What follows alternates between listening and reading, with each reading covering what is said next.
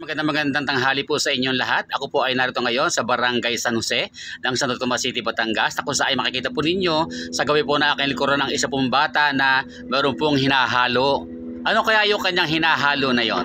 So yan po yung paglalagay po ng asukal dito po sa giniling po na bigas na yan po ay hahaluin ng hahaluin. Yan po yung ginagawang bibingkang kanin na makikita po nyo sa mga parte po ng highway na meron pong umuusok, lalo na dyan sa may parting San Pablo o Chao, meron po dyan mga umuusok po sa tabing daan na meron pong ika nga po ay meron nakapatong na bunot o kaya kahoy sa ibabaw ng plate. Yun po ay tinatawag pong bibingka. Yan po yun pong inilalagay po doon sa pinakahulmahan. Yan po, at sa mga sandali pong ito ay makikita po ninyo yan pong hinahalo po ni Tutoy na yan po ay yung pong giniling na bigas. Yan po yung giniling na bigas na dito po pinadaan dito po sa gilingan na ito na de kuryente.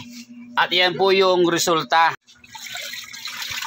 So guys, yan po yung bigas na ibinabad na po sa tubig na siya pong ilalagay ngayon dyan sa palangga ng plastic.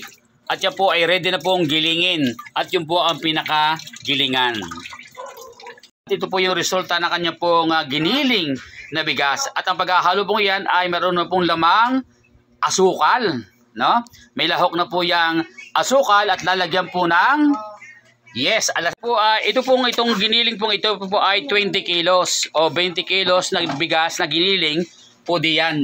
At yan po ay nilagyan po kanina po ng asukal at ngayon po ay lalagyan po ng yes. Yan po yes na yun po hindi yung yes na oo, kundi po yung yes na pampaalsa na kalimitang inilalagay sa mga tinapay. At nasabi ko kanina na ilang takal po yan? Siyam? 10. 10 takal po ang ilalagay po dyan. Yan po hahaluin ang hahaluin. At kapag yan po hinalo na ay saan dadalhin to? Sa Manila. So ang deliver po ng produktong ito, ang deliver po niyan ay sa Maynila po yan na ika nga ay dadalhin at para doon lutuin. Kung gusto niyo makita po yung product, yung finished na product ng bibingkang kanin na tinatawag, ito po yun. Ayan. Ito po, ito na talagang sarap. Nagugutom yata ako So yan po yung bibingkang kanin. Yan po yun. At makikita po sa mga tabi ng highway na mayroon pong mga nagluluto po niyan. At yun po si ate. Ate, ano po pangalan po ninyo? Cherry May. Cherry May. Kalambo. Taga saan po kayo mismo? Taga Davao. Dito kayo napatira sa Barangay San Jose. Taga ito mister nyo? Yung mister ko nagtitinda din ng bibingka. Dito kayo napatira na upa po kayo.